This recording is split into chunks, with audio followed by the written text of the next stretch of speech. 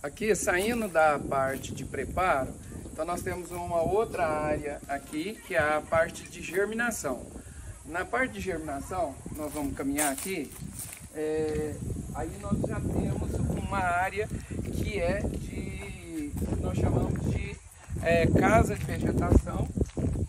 E essa casa de vegetação, ela tem uma estrutura que, no caso, aqui é plástico. Então, qual que é a diferença dessa estrutura com a próxima? Quando eu tenho plástico, na verdade, eu falei até o nome plástico, mas o nome correto é filme agrícola, porque, na verdade, num plástico comum não pode ser colocado dentro de uma casa de vegetação, porque, na verdade, aqui tem uma área que tem que a transmitância da luz solar tem que passar o azul e o vermelho, que a planta precisa desses dois comprimentos de onda. Se você não colocar um filme agrícola, pode filtrar esses comprimentos de onda e as plantas não desenvolverem. Mesmo aqui, se a gente tiver uma área como essa aqui, e a poeira for acumulando, ela também pode filtrar a luz solar e as plantas não desenvolverem. Tá? Então esse filme plástico ele pode ter uma série de características. Tá? Nós temos hoje no mercado aí, em torno aí de uns 20 tipos diferentes de filme plástico ou filme agrícola, que seria o que? O polietileno com os aditivos que se coloca. Hoje o principal aditivo, ou um dos primeiros que se colocava, é o aditivo que leva a luz ficar difusa aqui. O que seria difusa? Mesmo havendo sol, aqui não dá sombra, nem de um lado nem do outro, porque a luz bate no plástico e ela esparrama. Então isso leva com que a planta não fique procurando a luz e permite que você tenha uma muda bem reta. Então é importante que esse filme agrícola, ou esse polietileno com esse aditivo de luz difusa, né, que tem esse aditivo. Então esse é um dos aditivos. Mas nós temos outro aditivo que seria aditivo anti-UV, que filtra ultravioleta.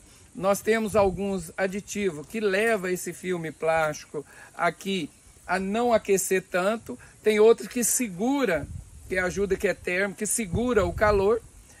Nós temos outros aditivos que podem misturar esse plástico, esse filme agrícola, que torna esse plástico antiaderente. Qual que é essa característica? Essa característica é o seguinte: se a poeira cair sobre o plástico, ele tem cargas elétricas que a poeira não gruda e a primeira chuva que vier lava esse filme plástico. Então ele permanece limpo, tá certo? Então alguns desses aditivos, tem vários outros também, né? Mas só para vocês verem o tanto de filme plástico que você pode encontrar no mercado. Ainda temos esse filme plástico com uma espessura que vai de 70, 100, 120, 150 a 200 micras, que é a espessura dele. Isso levaria a ele durar mais ou menos. Então veja bem, se a gente pegar a jogada de todos esses aditivos, daria uma imensidão de tipos diferentes de filme plástico ou filme agrícola. Por isso, quando você for comprar o filme agrícola, você vai chegar que o rolo de 90 metros por 6 de largura para substituir, você vai encontrar aí de R$ 1.500 a R$ 8.000, R$ 10.000 cada 90 metros, tá? Ou cada bobina, que a gente chama.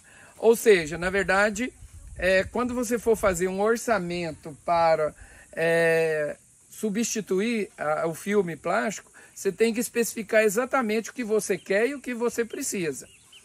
Aí você fala assim, mas qual o melhor? Seria o mais grosso e com todas essas características? Sim, é o melhor, sim.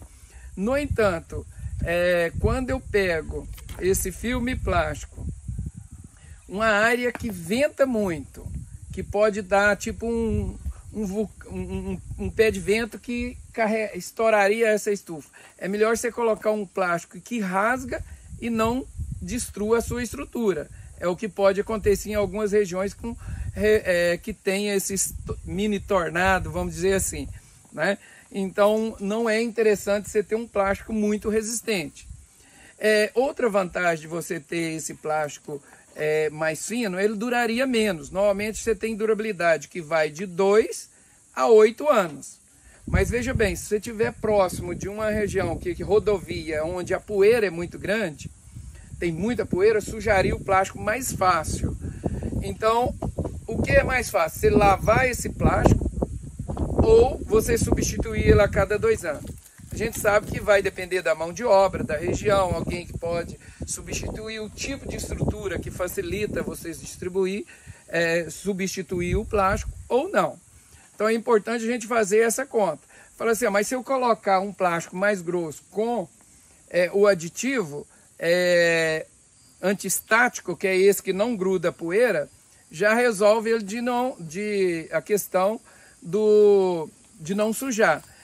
Com certeza resolve, mas se for uma região que venta muito e tem aquela questão do custo, né? Que o custo é muito maior de um plástico com todas essas características.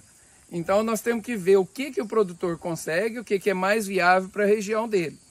Tem produtor que prefere, tem mão de obra, tem estrutura para lavar o plástico, tá certo?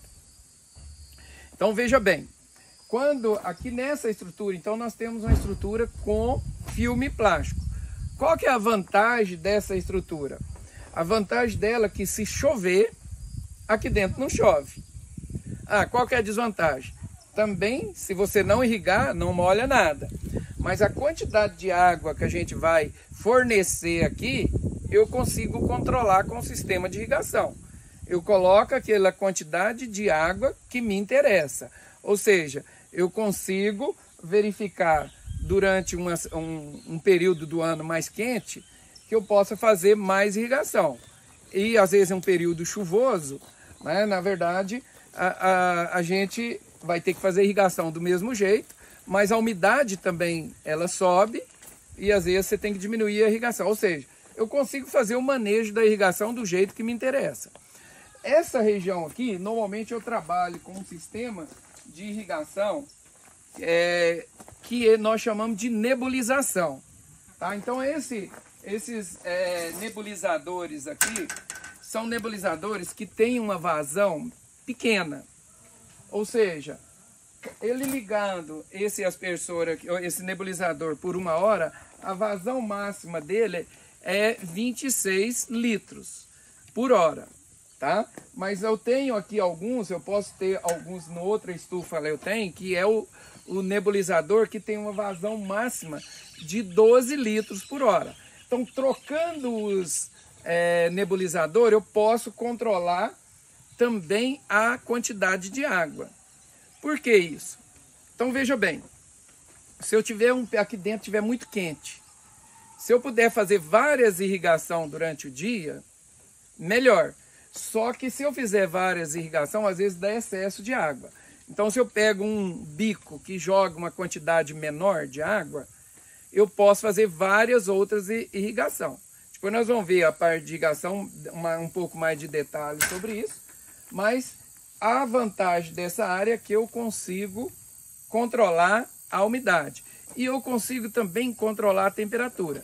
Neste caso aqui, como essa casa de vegetação foi específica para a produção de mudas nativas, as mudas nativas ela tem uma exigência de temperaturas bastante alta para a germinação, as nativas do cerrado especificamente. Então não é problema eu ter temperatura alta. Veja bem, o pé direito aqui é baixo. Hoje praticamente ninguém faz uma estrutura dessa com esse pé direito. Normalmente o pé direito das casas de vegetação é em torno de no mínimo 3 metros para os viveiros. A nossa aqui tem 2 metros e 2,20 metros apenas, ou seja, bastante baixa. Tá? Então, mas é para aquecer. Mas o objetivo era esse na época. No entanto, hoje que a gente usa até para muda de alface e outra, ela acaba sendo um pouco quente. Então, essa estrutura aqui ela é utilizada apenas para a germinação. Então, aqui nós chamamos aqui a área G1, que é a parte de germinação de semente. A muda germinando aqui, ela não pode ficar mais aqui. Cada temperatura é alta. Ela tem que ir para uma outra área que nós vamos ver da agora para frente.